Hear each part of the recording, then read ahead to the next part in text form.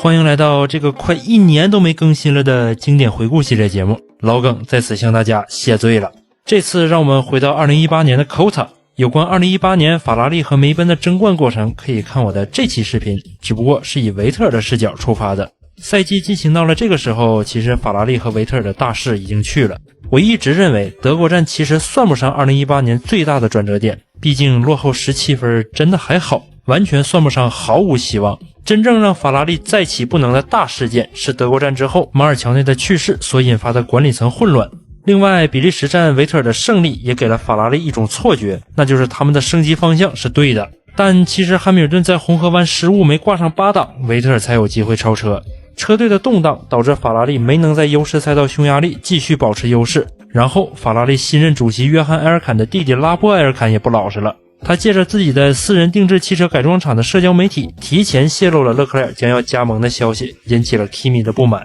后面的事儿在维特尔传里都有讲，简单来说就是蒙扎 Kimi 没拉尾流，歪头手圈冲过了头，滨海老汉星辰一圈，我法副升级无力回天，索气梅奔向来稳，我法第3就回本，零路阴天上雨胎，下起雨了换软胎，第8起步还陀螺，那能啊哈。来到第18站美国的时候，维特尔已经落后汉密尔顿67分，汉密尔顿只要比维特尔多拿8分，那么他就可以提前锁定第5座车手总冠军，也就是第1和第3，第2和第5，第4和第8，第5和第9，以及第6和没分的差距。不过法拉利终于意识到了自己的负升级，赛车又恢复到了将近4个月之前的配置，但你怎么可能拿4个月之前的赛车和梅奔打呢？基本可以总结汉密尔顿的5冠了，超越维特尔比肩方吉奥也是个了不起的成就。不过周5的1、2练都下雨了，各支车队没法收集排位和长距离模拟数据，给比赛增加了一些不确定性。但也就是这场雨导致维特尔在1练红旗期间超速，正赛被罚退3位发车，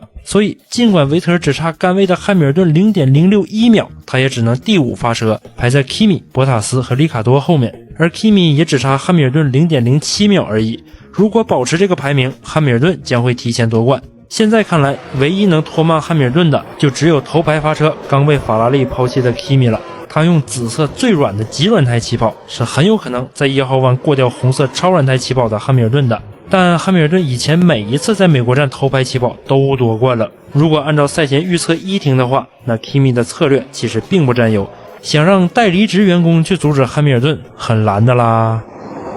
遥想当初17到19这3年看 F1 每周3站的时候，我法基本已经掉完链子了，可他们依然昏厥，再加上每周的分站赛时间对中国车迷十分不友好，经常得熬大夜看比赛你想想，半夜被法拉利气晕，这不十分伤肝呀。这时候我十分推荐大家在美团买药上备一些保健品，比如这款汤臣倍健奶蓟草护肝片，原价73，领5折券后只需要36块5 ，30倍高浓缩奶蓟，复合姜黄素，特别适合经常熬夜看比赛、加班喝酒应酬的朋友们，可以有效缓解久坐少动导致的肚子大、脸色发黄、爆痘、嘴巴有异味等症状。还准备了一些桃花姬阿胶糕，之前要120块2，现在领5折券只要78，送妈妈、女友、媳妇再合适不过了。桃花姬阿胶糕可以帮助他们滋阴养血、润燥美容、增强免疫力，适合体质虚弱、经常感到乏力等症状的朋友们。美团买药双11，每天上午11点和晚8点定时限量放出5折优惠券，想买同款护肝片和阿胶糕的小伙伴，赶紧打开美团 APP 搜索美团买药真5折，或者点击评论区的链接就能直达活动会场。维生素和医美面膜也可以买，全网低价。打开美团 APP 点看病买药，就能在100亿补贴里面看到好多来自美团自营大药房官方自营的常备好物，省心又实惠，快递包邮，送挺快的，基本第2天就能收到，你们快去抢抢吧，天天低价，不怕来比。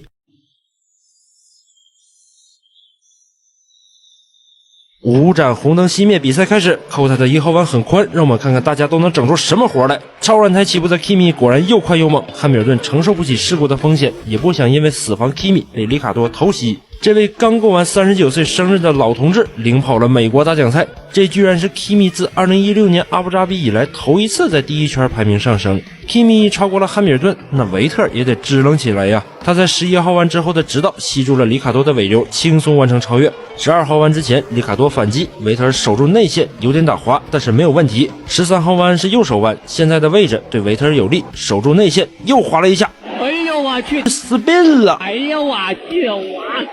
我这是担心什么来什么。汉密尔顿掉一个位置，维特尔回敬了10个，这已经是维特尔2018赛季第3次 spin 了。SF71H 的车头太轻，把前轴弄得跟冰嘎一样，抽一下就转。得亏格罗斯让撞上了勒克莱尔，斯托尔撞上了阿隆索，4个人一起进站，不然维特尔不知道又要掉到哪儿去。These guys are impossible to race with. Impossible. They cannot do the stars like this, you know. You cannot go into the corners crashing with other cars. 中下游车队也是纷纷给维特尔让路，与其趟争冠这滩浑水，不如守住后面的赛车，拿1-2个积分才最实在。到了第5圈，维特尔已经追到了积分区啊，不错，现在他距离汉密尔顿还有将近19秒。而汉密尔顿也不想一直待在 Kimi 后面，毕竟维特尔是有可能追到第4、第5的。于是梅奔开始盯着 Kimi 的轮胎伺机而动。然后 Kimi 就表演了一把汉密尔顿的绝活，先抱怨轮胎，然后刷最快圈。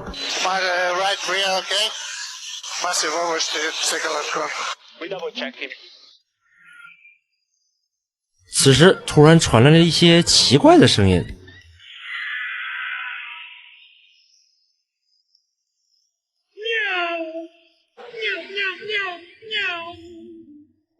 我是没想到收音设备居然就放在观景塔上这么触手可及的地方，更是没想到居然没有什么奇怪的声音混进来，没有变成大型卧踏动作片分享现场。不过这时候最需要喵喵这个声音的得是里卡多，由于电子元件故障，他的方向盘直接黑屏了。这已经是里卡多赛季第7次退赛了，看到边上吊车在吊绳了吗？雷诺，请你自己上去吧。里卡多退赛以后，第4的位置上居然还是一台虎牛。原来是排位赛 Q1 就颠坏了悬挂，又因为更换变速箱被罚退5位，第18位发车的，而且他用的还是最硬的软胎，现在又来了虚拟安全车，维斯塔潘这是要搅局的节奏呀。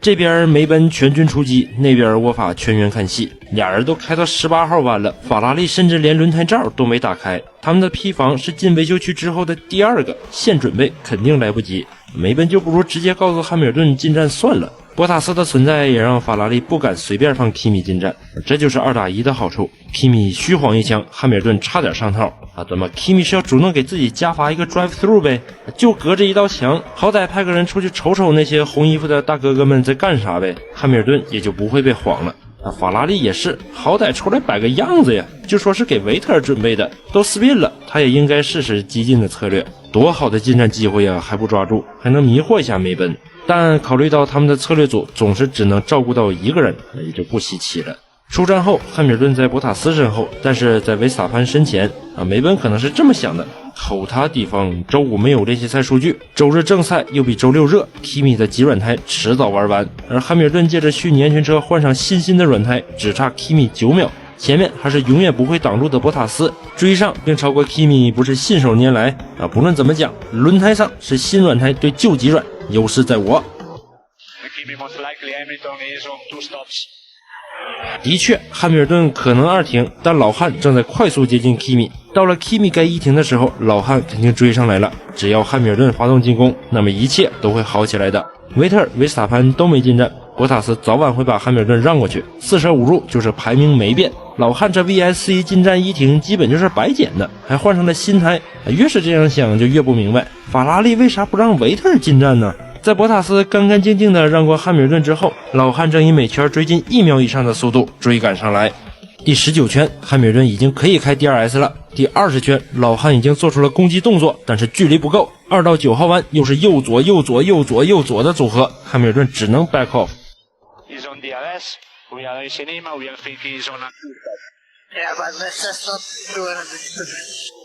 不愧是法拉利最后一个世界冠军，知道嘱咐法拉利不要搞昏厥策略，而他现在能做的只有拖，能拖1圈是1圈，消耗汉密尔顿的轮胎，最好拖到维斯塔潘跟上来，到时候梅奔就该自己怀疑自己了。12号弯，汉密尔顿假动作先内后外走交叉线，但 Kimi 凭借位置优势守住了13、14号2连右手弯。15、16号弯 Kimi 继续守内线，此时他的轮胎已经很滑了，但他还是在17、18号弯把汉密尔顿牢牢挡在身后，下一个发车直道肯定是守不住了， Kimi 马上进站 2.3 秒，漂亮。那么短短2圈的时间 Kimi 对汉密尔顿的影响有多大呢？第19圈汉密尔顿能开 DRS 之前，维斯塔潘距离他 8.2 秒，而第22圈 Kimi 出站的时候就只有 3.7 秒了。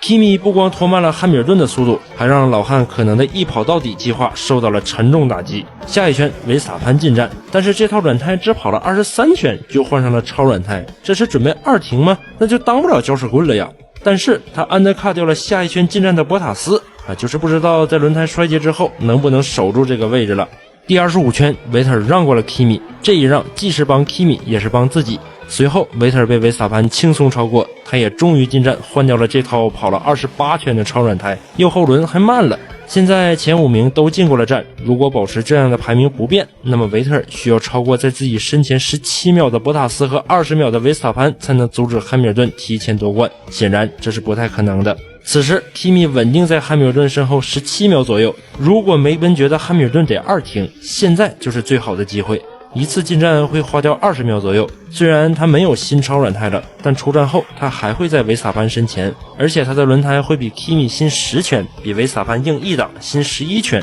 就算过不掉 Kimi， 他还是能提前夺冠。可是4圈之后，随着勒克莱尔的退赛，这个窗口也不复存在。这时候2停维斯塔潘会挡在汉密尔顿前面，但这又何妨呢？到时候汉密尔顿的轮胎嘎嘎新，早晚会干掉维斯塔潘的旧超软，谁还能阻挡我提前加冕5冠？而且维斯塔潘不2停了，用超软胎跑34圈也不现实，毕竟贝耐利预测的更硬的软胎寿命才35圈而已，也就多1圈。但维特尔也在猛冲，到了第37圈和汉密尔顿的差距只有25秒了，老汉再跑几圈就会掉到维特尔后面。下一圈他果断进站，稳稳压在维特尔身前。现在他的目标只有身前10秒的维斯塔潘，超过他就能成为5冠王。 It's hammer time。随着博塔斯的再次让车，汉密尔顿也顺便刷新了赛道正赛记录，他也以每圈追进1秒多的速度贴近维斯塔潘和 Kimi。这节奏有点熟悉啊！1停之后他没能超过 Kimi， 那这次他会超过维斯塔潘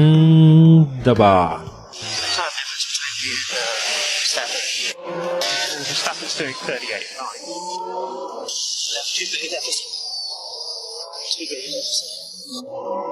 ？You will have a straight line advantage over him.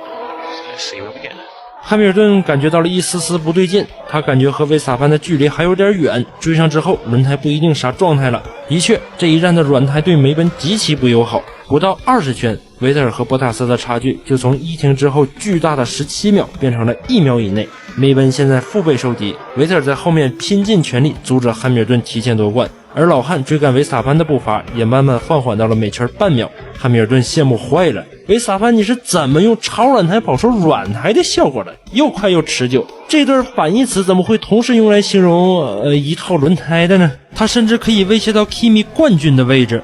终于在第51圈，汉密尔顿第一次进入了维斯塔潘的 DRS 范围之内，而维斯塔潘也咬着 Kimi 不放。三大车队的3位车手，不管谁赢，这都将会是一场值得回味的经典比赛。Kimi 赢了，真的就是爷青回了；维斯塔潘赢了，则会追平巴里切罗在2000年德国站创造的第18位起步夺冠的记录。当然，更神奇的是，他21岁的年纪就展示出了41岁的保胎功底。汉密尔顿就更不用说了，直接总结5冠。第53圈，汉密尔顿第一次打开尾翼，距离还不够，但他只有3圈的时间了。下一圈还是这个地方，距离还是不够，但维斯塔潘的出弯特别差，13号弯走了一个小交叉线，难道14号弯就要动手了吗？还不能着急，15号弯是左手弯，继续交叉线，出弯还是汉密尔顿更好。17、18号弯是连续的高速右手弯，只要能保持在外线，那么19号弯就有内线的优势了，但外侧抓地力太差了，汉密尔顿在19号弯冲出了赛道，这距离5冠的2秒，老汉只能等下周的墨西哥再去追了。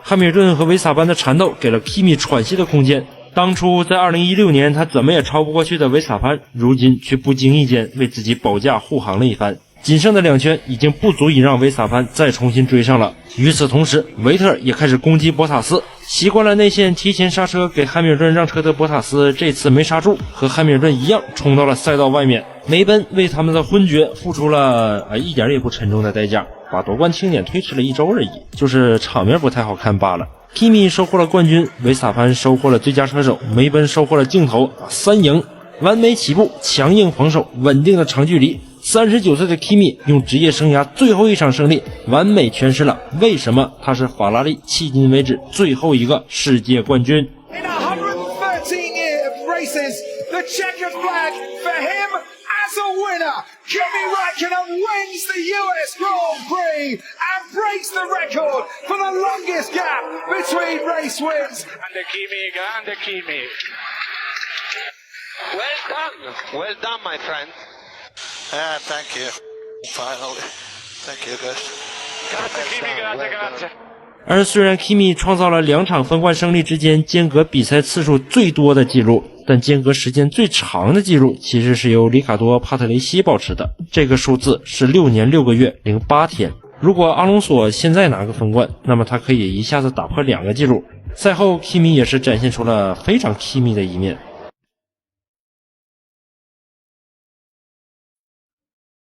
Who knows? Maybe they're happier even, but no, obviously.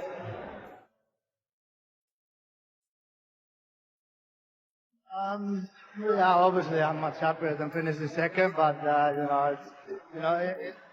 I'm happy, but let's see later on.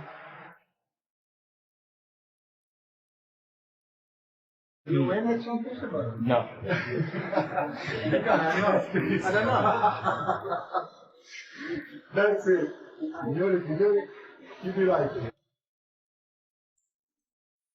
这场胜利除了 Kimi 自己的完美起步以及硬拖了汉密尔顿8秒之外，领奖台上的另外2个人也多多少少帮了点忙。梅奔的软胎节奏太差，发现1停不太行之后，昏厥的他们错过了汉密尔顿2停的最佳窗口，掉到了维斯塔潘身后。而维斯塔潘又奉献了职业生涯最精彩的表现之一，跑了30多圈的超软胎，不光不掉速度，还防住了汉密尔顿新15圈的软胎，让 Kimi 成为了 V6 时代最年长的世界冠军，也是唯一一位同时在 V10、V8 和 V6 时代夺冠的车手。Kimi 的第2段法拉利生涯也没有了遗憾。不知道站在最高领奖台上的 Kimi 会不会想到11年前的同一天，他以1分的优势击败了汉密尔顿和阿隆索，弥补了在迈凯伦那2年的遗憾，成为了世界冠军。这场胜利好像注定是属于 Kimi 的。